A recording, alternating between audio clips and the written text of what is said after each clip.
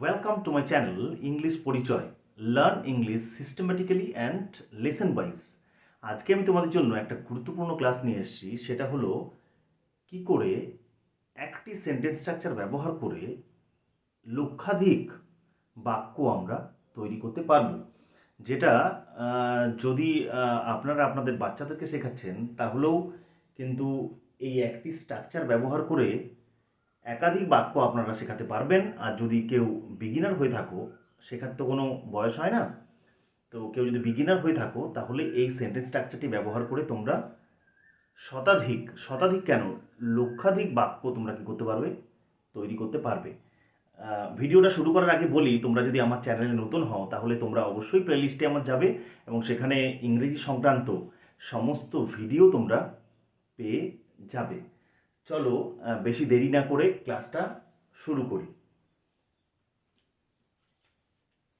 তো আজকে যে সেন্টেন্স স্ট্রাকচারটা নিয়ে আমরা আলোচনা করব, একটি সেন্টেন্স স্ট্রাকচার নিয়ে আলোচনা করব, সেটা হলো লেট অ্যাপোস্ট্রফি, এটা হলো অ্যাপোস্ট্রফি এস প্লাস মূল ভার্বের প্রেজেন্ট ফর্ম, এই সেন্টেন্স স্ট্রাকচারটা। তাহলে কি, লেট, বড় করে একটু বললে লেট প্লাস এখানে অ্যাপোস্ট্রফি এস মানে লেটাস প্লাস ভার্বের প্রেজেন্ট ফর্ম, মূল ভার্বের কোন ফর্ম, প্রেজেন্ট ফর্ম।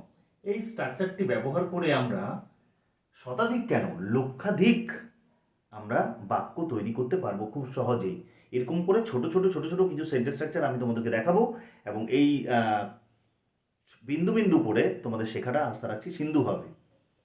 চলো শুরু করি।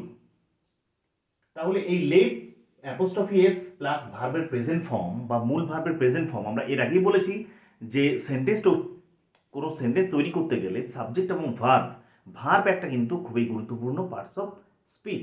এই জন্য তোমাদেরকে বলেছিলাম যে কনজুগেশন অফ ভার্বের প্রেজেন্ট ফর্ম, পাস্ট ফর্ম এবং পাস্ট পার্টিসিপল ফর্ম একান্তই বেশি বেশি করে জানা জরুরি। চলো শুরু করি। যে লেট প্লাস অ্যাপোস্ট্রফি এস বা লেট প্লাস আস প্লাস মূল ভার্বের প্রেজেন্ট ফর্ম ব্যবহার করে কি করে আমরা একাধিক বাক্য তৈরি করতে পারবো বা কখন কখন এই বাক্যগুলো আমরা ইউজ করতে পারবো। তো কখন আমরা জেনারেলি এই বাক্যগুলো ব্যবহার করে থাকি, কোনো প্রপোজাল বা কোনো সাজেশন, প্রস্তাব দেওয়া বোঝাতে, কোনো প্রস্তাব দেওয়া বোঝাতে বা কোনো প্রপোজাল বা সাজেশন দেওয়া বোঝাতে আমরা এই ধরনের বাক্য ব্যবহার করে থাকি। আমি বলি, যদি বলি চলো একটু চা খাওয়া যাক, চলো হেঁটে আসা যাক, চলো ডিনারটা সেরে নেওয়া যাক, চলো একটা ছবি আঁকা যাক, চলো হাঁটা যাক, চলো যাওয়া যাক, চলো একটা স্বপ্নের দুনিয়া তৈরি করা যাক। এই রকমের বাক্য তৈরি করতে আমরা আজকে যে সেন্টেন্স স্ট্রাকচারটা ব্যবহার করব, আশা রাখছি বুঝতে পারছো তোমরা। লেট অ্যাপোস্ট্রফি এস মানে লেটাস প্লাস মূল ভার্বের প্রেজেন্ট ফর্ম। তো তোমাদেরকে অবশ্যই বলবো, আরবার বলবো যে ভার্বের যে প্রেজেন্ট ফর্ম,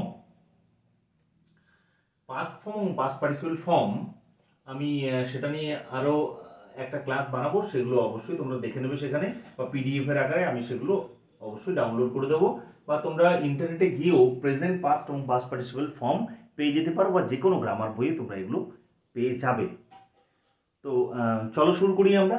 চলো খেলি, তাহলে কি বলবো, আমি বললাম চলো খেলি, তাহলে এখানে একটা প্রপোজাল বা একটা সাজেশন দেওয়া বোঝাচ্ছে চলো খেলা যাক।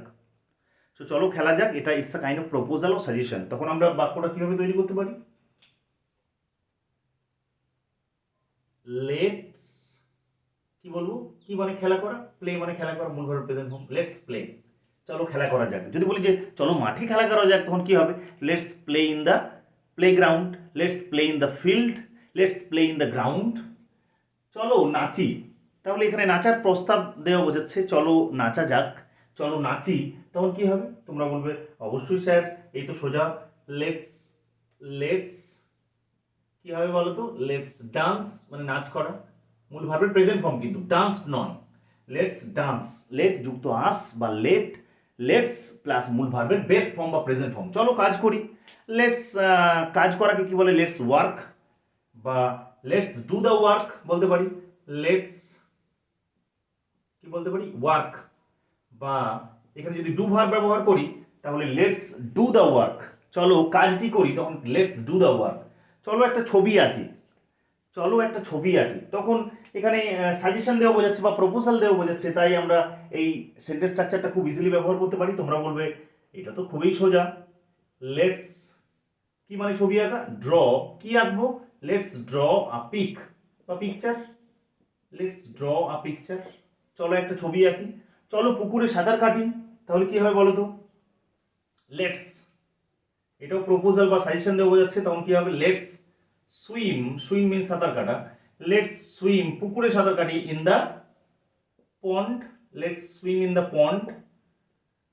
চলো খাওয়া যাক, তখন কি বলবে, লেটস লেটস ইট, লেটস ডাইনও বলতে পারো, ডাইন মানে খাওয়া দাওয়া করা, সেখান থেকে এসছে ডাইনিং টেবিল, ডিনার টেবিল, তাই তো, লেটস ডাইন বা লেটস ইট, চলো খাওয়া যাক, চলো ভোজন করা যাক, চলো একটু হেঁটে আসি, চলো একটু হেঁটে আসি, এই ধরনের বাক্যও যদি বলে তখন আমরা সেক্ষেত্রে এই সেম সেন্টেন্স স্ট্রাকচার ব্যবহার করতে পারবো।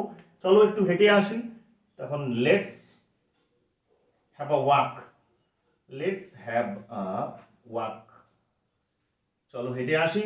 ভিক্ষুকটিকে সাহায্য করা যাক, তাহলে ভিক্ষুকটিকে সাহায্য করার একটা প্রপোজাল দেওয়া বোঝাচ্ছে, প্রস্তাব দেওয়া বোঝাচ্ছে, তাহলে এখানেও বলতে পারি যে লেটস লেটস হেল্প, চলো সাহায্য করা যাক, মূল ভার্বের প্রেজেন্ট ফর্ম, হেল্প মিন্স সাহায্য করা, লেটস হেল্প কাকে সাহায্য করা যাক, নির্দিষ্ট করে ভিক্ষুকটিকে, তাই বেগার স্পেলিংটা কিন্তু খেয়াল রাখবে, বেগার, বেগার স্পেলিংটা হবে BEGGAR, ওকে, বেগ মানে ভিক্ষা করা, তার সাথে এ আর সাফিক্স যোগ হয়ে ভার্ব থেকে নাউন তৈরি হয়ে গেল।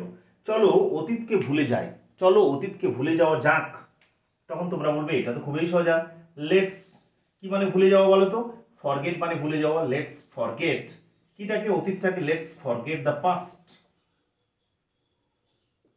এরকম করে তোমরা এই চলো হাঁটা যাক, চলো স্বপ্ন দেখা যাক, চলো সাহায্য করা যাক, চলো কোনো কিছুকে লুকোনো যাক, যে কোনো এই লেট প্লাস অ্যাপোস্ট্রফি এস বা লেট আস প্লাস মূল ভার্বের প্রেজেন্ট ফর্ম ব্যবহার করে তোমরা শতাধিক কেন লক্ষাধিক বাক্য তৈরি করতে পারবে। আশা রাখছি তোমাদের ভিডিওটা ভালো লাগলো। যদি ভিডিওটা ভালো লেগে থাকে তাহলে অবশ্যই তোমরা তোমাদের বন্ধু এবং নিয়ার অ্যান্ড ডিয়ার ওয়ান্স বা রিলেটিভসদের মধ্যে এগুলো অবশ্যই শেয়ার করবে। আর যদি এটার থেকে তোমরা উপকৃত হও তাহলে অবশ্যই আমার ভালো লাগবে। আর যদি কোনো নতুন ক্লাসের প্রয়োজন হয় তাহলে অবশ্যই তোমরা আমাকে কমেন্ট সেকশনে গিয়ে জানাতে পারো। আমি তোমাদেরকে সাহায্য করতে পারলে খুবই আমার ভালো লাগবে। বা কোনো ক্লাসের এই যে আমি ক্লাসটা করছি সেই ক্লাসটা ভালো লাগলেও জানাবে আর খারাপ লাগলেও জানাবে, বা কোনো এডিশন বা কোনো অল্টারেশন প্রয়োজন কিনা তা অবশ্যই তোমরা জানাবে। তোমাদের কমেন্ট কিন্তু আমাকে কিন্তু খুবই অনুপ্রেরণা যোগাবে ক্লাসগুলো তোমাদের জন্য প্রোভাইড করার। অসংখ্য ধন্যবাদ তোমাদেরকে এই ভিডিওটা দেখার জন্য শেষ পর্যন্ত।